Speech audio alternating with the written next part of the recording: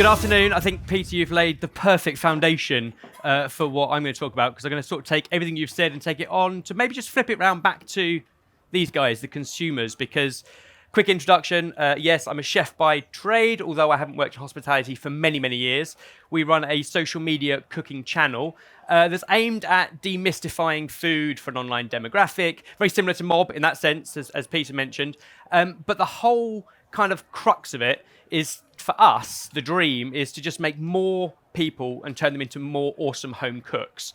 Now, that's all well and good, but actually, it's not really about the four of us who co-founded it and you see on screen, and it's not about the 22 of us we now have working full-time in a studio in East London to produce content on YouTube and across all the social platforms that Peter mentioned. It's not about us.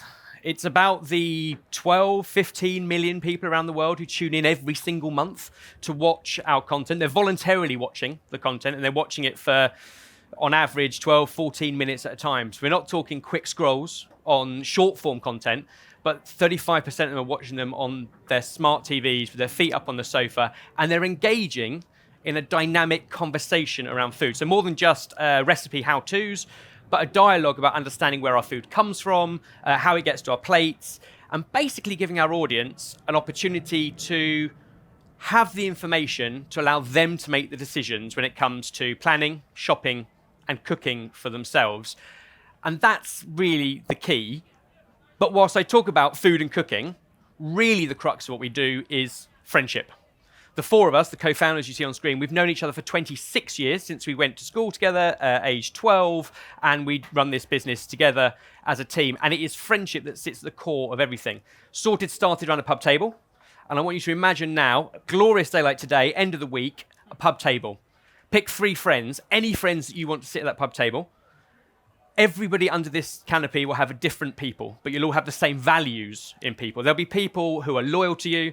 There'll be people you trust. There'll be people who make you laugh. There'll be people who, honestly, they're not going to sell to you. It's not the bloke down the pub who opens his jacket and's got loads of secondhand watches desperately trying to sell you stuff. They don't get the invite next time round, all right? In the same way, you haven't had to pay for them to be there. You don't have to buy them. This is an organic friendship. But what you can do is learn from each other, especially if you don't all agree. That's actually really healthy. So you haven't got these silos of communities where everyone is singing in the same bubble, but actually things you can learn from each other.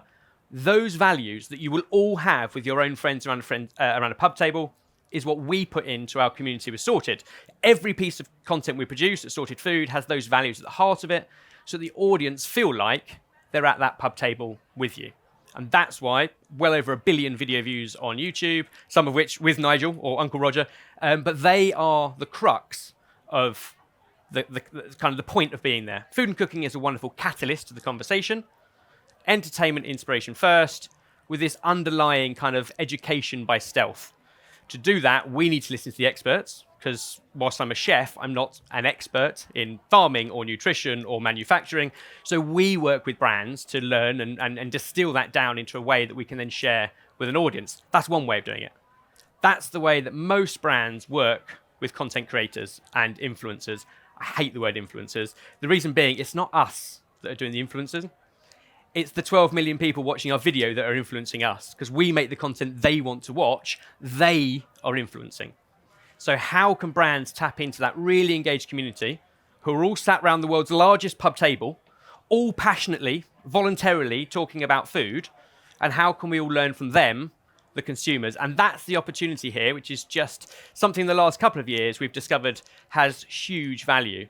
Not shouting through a megaphone all of your key messaging and brand values of brands, but actually, on top of that, listening to that community.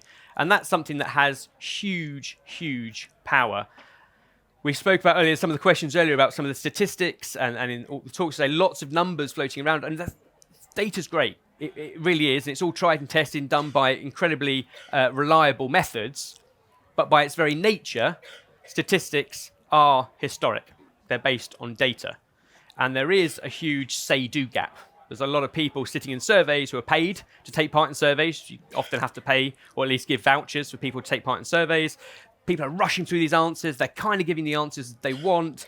That data doesn't necessarily reflect the say-do gap of what they're doing when they're going and buying their groceries or going out to eat or traveling around the world for food.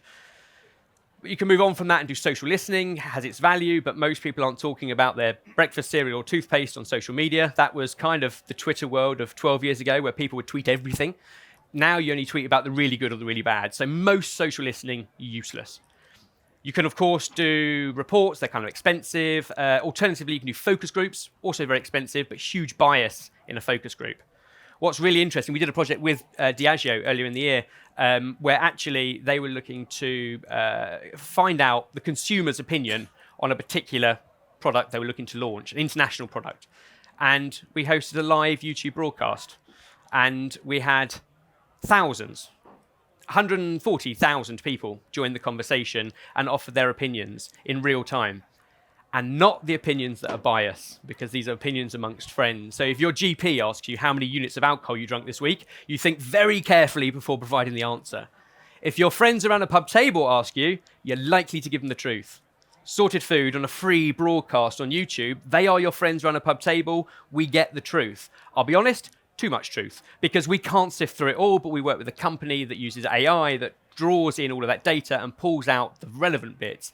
And that is not just what consumers have been doing historically, and we're looking at data, but what they believe, their insights, their motivation, and what they want to see moving forward, what matters to them. Sustainability, nutrition, packaging, ingredient trends, what ingredients they want to see, how they want to cut more corners at home, where they are prepared to spend and where they're not.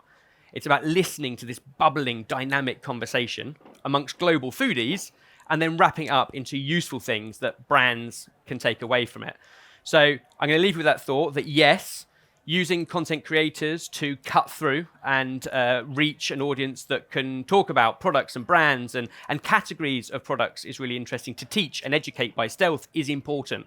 It's a huge part of our business. It's a big part of what we do. But there is another bit that's being left on the table. And if that's the one idea that I think everyone should take away, it's the fact at IdeaFest that this huge global consumers, this huge global online demographic of audience that content creators have, they have ideas manifesting. We just need to listen. Thank you.